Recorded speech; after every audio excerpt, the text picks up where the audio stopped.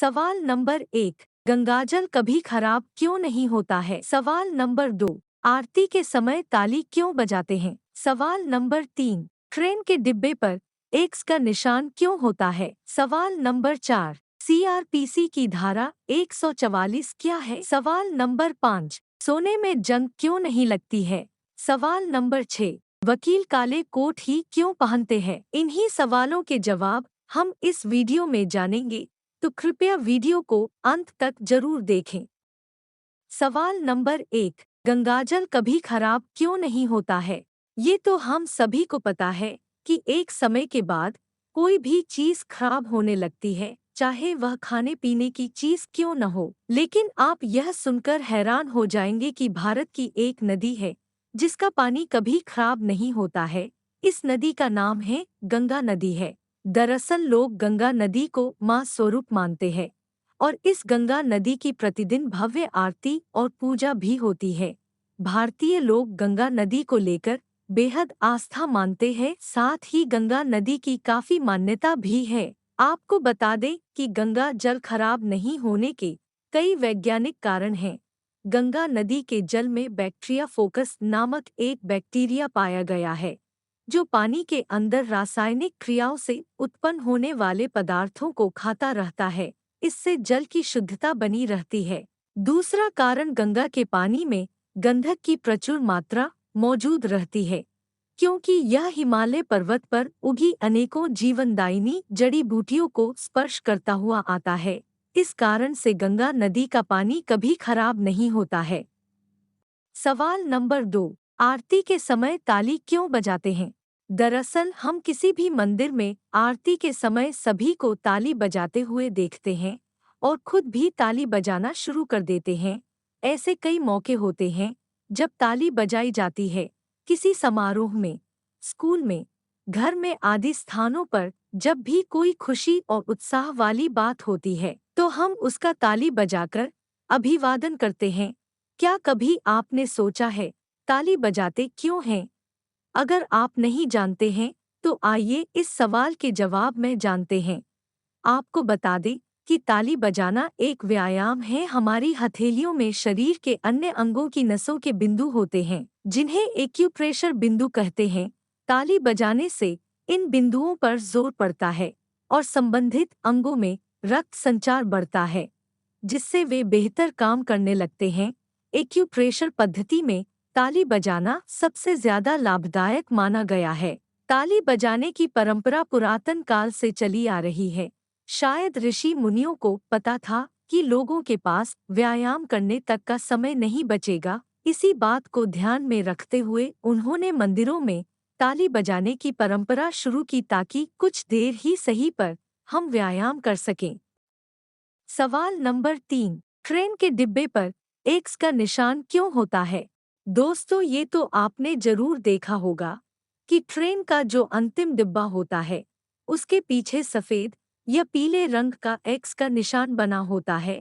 आपको बता दें कि यह एक रेलवे विभाग का अपना एक कोड होता है, जिसे ट्रेन के आखिरी डिब्बे के पीछे सुरक्षा के उद्देश्य से बनाया जाता है। इसका मतलब यह होता है कि जब कोई ट्रेन किसी स्टेशन से गुजरती है तो वहां का रेलवे कर्मचारी यह सुनिश्चित करता है कि यह ट्रेन अपने सभी डिब्बों के साथ जा रही है।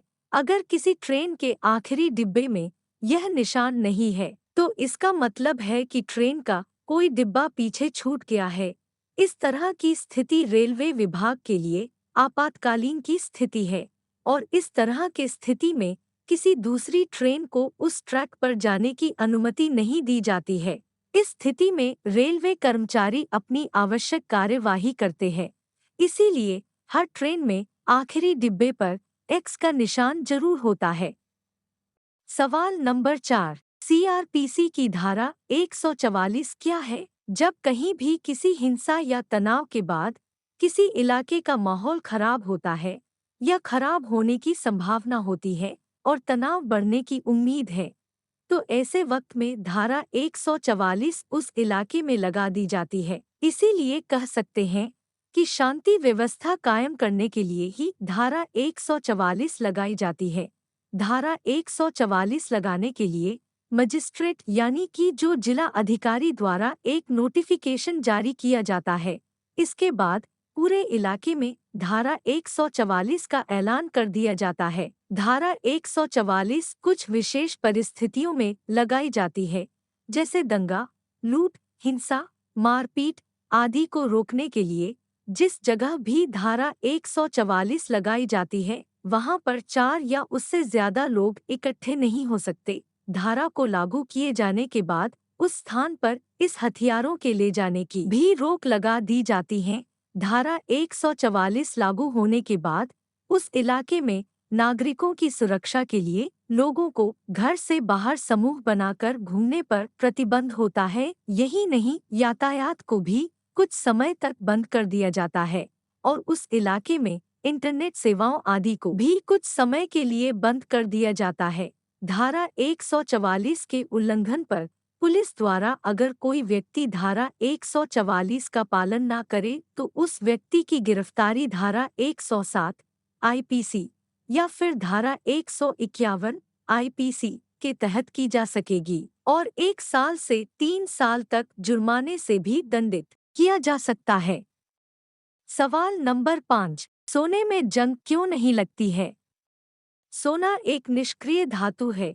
किसी भी धातु में जंग तब लगता है जब धातु वातावरण में उपस्थित ऑक्सीजन से क्रिया कर ऑक्साइड बनाती है और हर धातु के ऑक्साइड का रंग अलग अलग होता है। लोहा ही एक ऐसी धातु है जिसके ऑक्साइड लाल भूरे रंग के होते हैं, जिसे हम जंग कहते हैं। आपको बता दें कि सोना प्रकृति में शुद्ध अवस्था में पाया जाता है, लेकिन जब इसके आभूषण बनाए जाते हैं तब इसमें पीतल, तांबा और इरिडियम मिलाए जाते हैं, क्योंकि शुद्ध सोना कठोर नहीं होता है।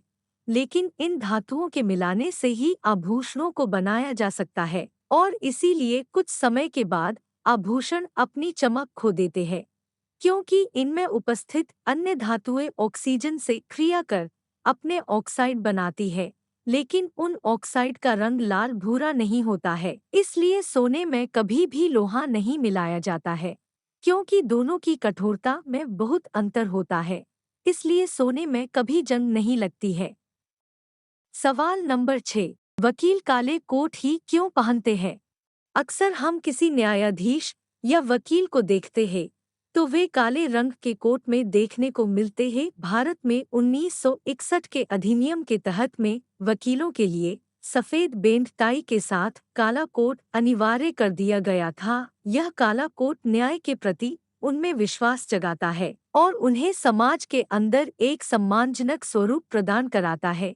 काला रंग अधिकार और पावर बताता है और सफेद शर्ट और सफेद बेंड टाई शुद्धता का प्रतीक है। काला रंग दृष्टिहीनता का प्रतीक माना जाता है और माना जाता है कि काले रंग का कोट पहनकर कोई भी वकील पक्षपात नहीं करता, इसलिए वकील काले रंग के कोट पहनते हैं।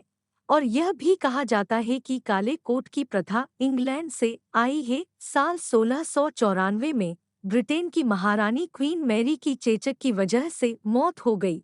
तब वहाँ के राजा विलियम्स ने शोक सभा में सभी वकील और न्यायाधीशों को काले रंग के कपड़े पहनने को कहा था और इस आदेश को रद्द नहीं किया गया था। तब से वकील काले रंग के कपड़े पहनते हैं और भारत में अंग्रेज कई सालों तक रहे थे और काला रंग वकीलों और न्यायाधीशों की लोगों और समाज में बीच एक अलग पहचान बनाता है। इसलिए वकील काले रंग के कोट पहनते हैं।